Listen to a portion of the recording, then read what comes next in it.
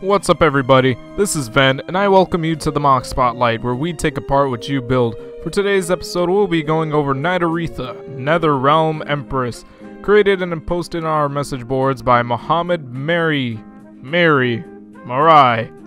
Right. Now before we get into this, let me of course tell you about my method of reviewing, which involves a point system that is based on 3 fundamental attributes: the overall appearance of the M.O.C, the build of the M.O.C itself, and the concept and ideas that were put into the M.O.C's creation. Each quality will mount up to 5 points, leading up to a final score that will be determined at the end of the episode. And please remember that this is all going to be based on my opinion, so feel free to disagree and make up your own. Anyway, let's get this started. At first glance, I can easily make the conclusion that this is not based on a humanoid figure of any kind. And I know that's obvious, but anyway, no, this is a very unique looking M.O.C. It's got its own distinct shape and personality just built right into it. And I also enjoy this color scheme, considering I don't really see transparent purple used too often, but I really enjoy it when I do. But we can easily see that this M.O.C's primary colors are actually black and silver. They are all over this M.O.C, and the transparent purple is only seen in just little hints, along with the gold, which is only used for this crown, or it looks to be a crown, and for this, well, not a crotch piece. Technically it's not a crotch piece because this is some sort of insectoid figure, so that would be politically incorrect of me to call it a crotch, but you know what it is. Black and yellow. There's also a teeny bit of gunmetal used for the claws here, and there's also a bit on the face, but aside from these two, it doesn't seem to appear anywhere else, and I can understand why. I mean, it's these pieces specifically. These pieces currently only come in gunmetal and transparent orange, and its usage here is fairly seamless because it blends in well with the black. I mean, at first glance you probably wouldn't be able to tell the difference. So that's all fine and dandy here. Oh, hold up a sec. If we look to the back of the abdomen, it looks like there is a little bit more gunmetal, but I honestly can't really tell the difference.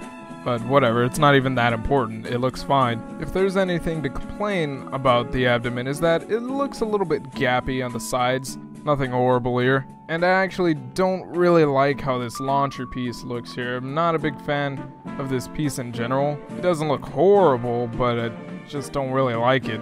I know, totally subjective, whatever. Sue me. Looking harder into the torso, there's a bit of a breakage in cohesion, and I'll really talk more about that when I get to the build.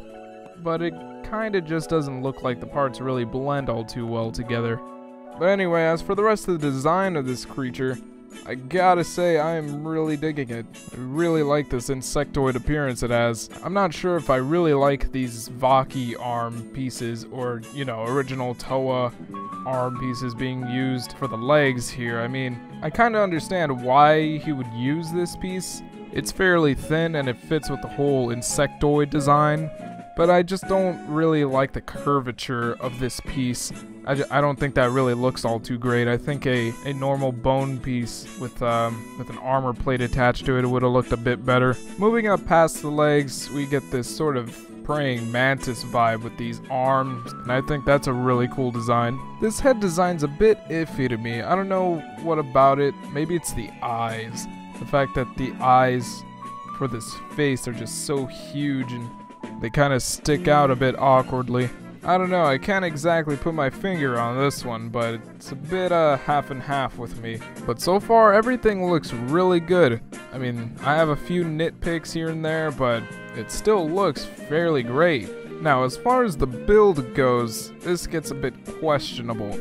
You start looking at this hard enough and you can see that there are a few parts that don't seem to really blend all too well together, and it's because of really the way that this M.O.C was built. We can easily see the body's framework, or for lack thereof. Remember how I mentioned earlier that the abdomen was a bit open or gappy? Well, that's actually because the M.O.C doesn't really try too much to cover up its framework, and we can kind of see that the framework of this M.O.C is not the most solidified. It seems like the builder challenged himself to get these parts to stick together. Like, you look here on the side of the abdomen, you can see this Baraki pincer piece, and it doesn't appear to be connected to anything. just kind of fitted into some sort of ball socket. With this kind of clunky framework, it looks as though if you pick this mock up and held it the wrong way or something, then you will probably pop off a couple of parts or so, or accidentally move some parts in a very odd position that it isn't supposed to be moved into. I know this because it's happened to me before. That said, I'm also betting that this creation is fairly light, since it doesn't seem to have all too many parts being put into the body, which kind of puts less strain on these interestingly designed legs, which were initially my main concern because of these sword pieces. I first looked at those and I said, I'm not so sure I can trust these to hold up this mock, but no, it looks like they can. Quadrupedal mocks tend to be the most stable because, you know, they have 4 legs to stand on, and this mock is no exception because he's not a fat boy like Meso.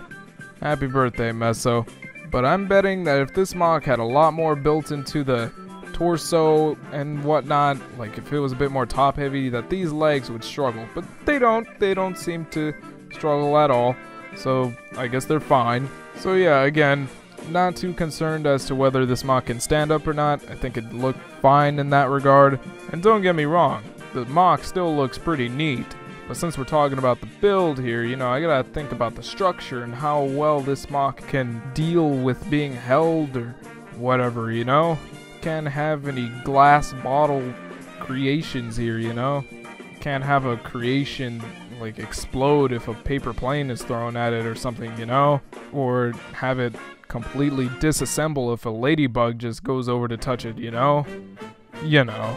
But now, moving on to the concepts and ideas, this creation was specifically made for the BZPower Flickr July contest. So with that said, I'm guessing that this creation was mostly based on appearance, more so than anything else. Like, it was built just to look cool.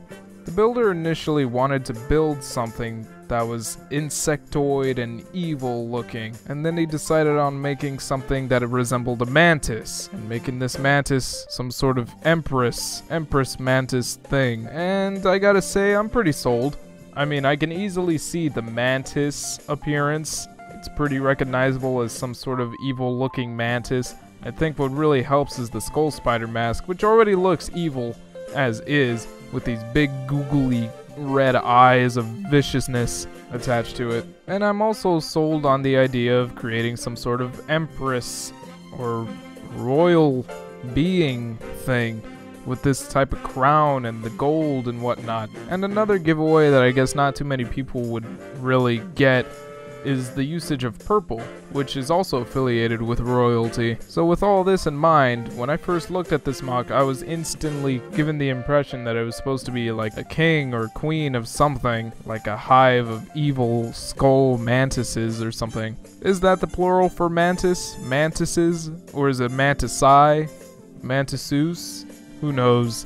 Anyway, it's a pretty unique idea represented in a neat looking and unique mock. I think that despite the little flaws that I see with the build, that Mohamed successfully executed his idea to create some sort of evil mantis queen thing, because that's what it looks like. I feel that it's got enough characterized details and features on it to make that sort of impression. Not much else I can really say on this, so allow me to move us towards the final scores. So in terms of appearance, this mock receives a 4.5 out of 5.